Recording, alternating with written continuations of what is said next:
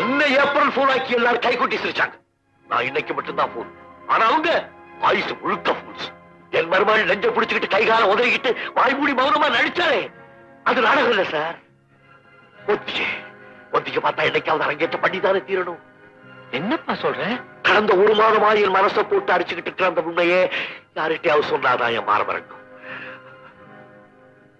Sir, என் மருமகள் தன் வாழ்க்கையின் கடைசி நாளை எண்ணிக்கிட்டு இருக்கா சார்.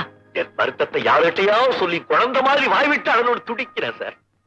எனக்கு தாய் இல்ல, தகப்ப இல்ல, தெய்வத்துக்கு கருணை இல்லை. நீங்க என் குரு, அதனால தான் உங்ககிட்ட சொல்லலான்னு நினைக்கிறேன். சொல்லுப்பா, என்ன ஆச்சு? ஒரு மாசத்துக்கு முன்னால என் மருமகள் என்கிட்ட வந்து, மாமா எனக்கு என்னமோ அடிக்கடி மயக்கமா வருதுன்னு சொன்னா. நான் அவளை என் ஃப்ரெண்டு டாக்டர் ஒருத்தகிட்ட கூட்டிட்டு போனேன். அவன் கம்ப்ளீட்டா செக் பண்ணிட்டு அவளுக்கு முன்னாலே உனக்கு ஒண்ணு இல்லாம 2 நாள் மருந்து சாப்பிட்டா சரியா போயிடும்னு சொல்லி அனுப்பிச்சிட்டான். மறுநாள் எனக்கு டெலிபோன் பண்ணி என்ன வர சொன்னான். உட்கார்ப்பா. என்னப்பா இவ்வளவு நல்லா சும்மா இருந்திருக்க? மஞ்சுவுக்கு என்ன வியாதி வந்திருக்குன்னு உனக்கு தெரியுமா? தெரியாது. யாருக்குமே வரக்கூடாது. கேன்சரை விட கொடுமையானது. கொல்லாம விடாத அந்த கொடிய நோய் லிம்போசார்கோமா. லிம்போசார்கோமா? You mean it?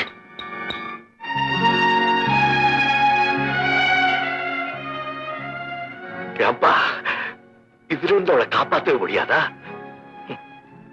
நீ ஒரு டாக்டர், உனக்கு புரியலையா? டாக்டரா புரிஞ்சுக்கிறேன். இருந்தாலும் மாமன் நினைச்சேன். சங்கரா, எங்களுக்கு ஒரு பெண் குழந்தை இல்லையேன்னு நான் என் மனைவி ரொம்ப ஏங்கிட்டு இருந்தோம். அந்த ஏக்கத்தோடையே என் மனைவி போய் சேர்ந்துட்டான். மஞ்சு எங்க வீட்டுக்கு வந்த உடனே மருமகளா இல்லை, அவளை என் மகளா நினைச்சு என் உயிரே அவன் மேல வச்சிருக்கேன். அவளுக்கு ஏதாவது ஒண்ணுன்னா என்னால தாங்க முடியாதுப்பா. இப்ப நம்ம கையில இருக்கிறது ஒரே ஒரு வழிதான். மீதி இருக்கிற கொஞ்ச நாளைக்கு அவளை நாம சந்தோஷமா வச்சுக்கணும். பாக்குறதுக்கு சாதாரணமா இருக்காளேன்னு நாம கவனக்குறைவா இருந்துடக்கூடாது. வேளா வேலைக்கு சாப்பிடணும், நேரத்துக்கு தூங்கணும். எந்த காரணத்தை முன்னிட்டும் உணர்ச்சி வசப்படக்கூடாது. அவளை குழந்தை மாதிரி பாத்துக்கணும். இப்படி எல்லாம் செய்தா அவளுடைய மரணம் அமைதியா இருக்கும். அவ குழந்தை மாதிரிப்பா. ஒரு சாதாரண இருமல் வந்தாலே தோண்டு போயிடுவாளே. சொல்ல மறந்துட்டேனே, இருமலே வராம பாத்துக்கணும். ஏன்னா இந்த வியாதிக்கு அதுதான் மரணத்துடைய அறிகுறி, கடைசி பயணத்துடைய துவக்கம். லிம்போசார்கோமா அப்படின்னா என்னப்பா? வியாதியஸ்தர்களுக்கே தெரியாம அவங்களை கொல்ற பயங்கர நோய்.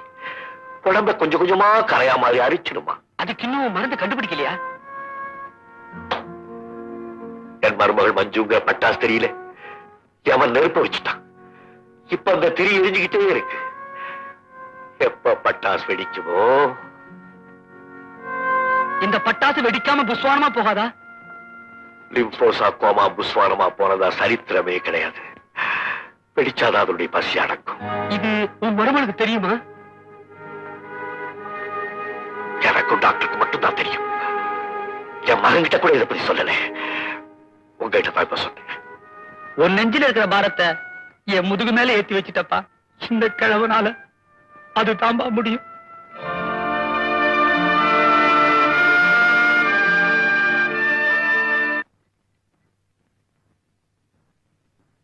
சினிமாவுக்கு தானே?